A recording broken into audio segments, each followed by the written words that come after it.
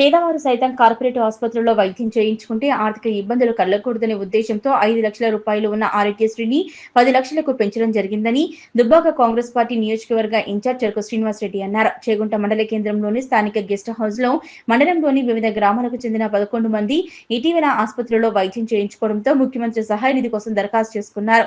11 మంది లబ్ధిదారులకు 6,54,000 రూపాయలు మంజూరు కావడంతో ఆ చెక్కులను నేడు దుబ్బాక నియోజకవర్గ కాంగ్రెస్ పార్టీ ఇన్ఛార్జ్ చెరుకు శ్రీనివాసరెడ్డి చేతుల మీదుగా పంపిణీ చేశారు.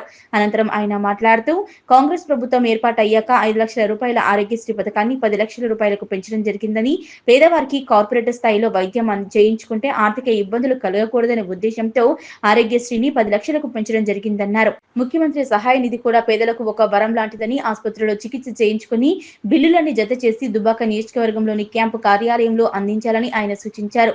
ముఖ్యమంత్రి సహాయ నిధి నుంచి మంజూరైన చెక్కులను పంపిణీ చేయడం జరిగిందన్నారు. ఈ కార్యక్రమంలో కాంగ్రెస్ పార్టీ మండల అధ్యక్షులు నవీన్ కుమార్, వెంగాలరావు, పరంజ్యోతి, స్టాలిన్, నర్సింహులు, ఆంజనేయులు, సాయి కుమార్ గౌడ్ తదితరులు పాల్గొన్నారు.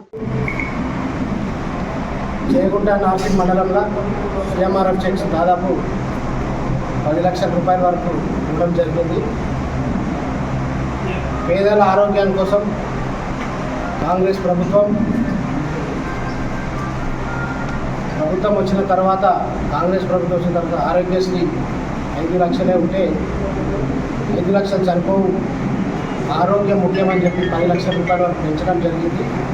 మరి అదేవిధంగా ఎవరైనా బెనిఫిషరీస్ రైతులు కానీ, రైతు కూలీలు కానీ ప్రైవేట్ హాస్పిటల్స్లో పోయి చికిత్స చేసుకుంటే కూడా వారందరికీ సిఎంఆర్ఎఫ్ ఫండ్ చేయడం మరి శాంక్షన్ చేయడం జరుగుతూ ఉంది. మరి ఎవరైతే రైతులు కానీ, రైతు కూలీలు కానీ హాస్పిటల్స్ పోతే ఆ బిల్స్ తీసుకొని దుబ్బాక కాంగ్రెస్ పార్టీ కార్యాలయంలో ప్రత్యేక కౌంటర్ ఏర్పాటు చేయడానికి అక్కడ 2 మనుషులు వారానికి 6 రోజులు పొద్దున 10 గంటల నుంచి సాయంత్రం 6 గంటల వరకు ఉంటారు. సో ఖచ్చితంగా ఎవరైనా నిరుపేదలు ఉంటే వారికి ఇస్తే మీకు ప్రభుత్వం తరఫు నుంచి సాయం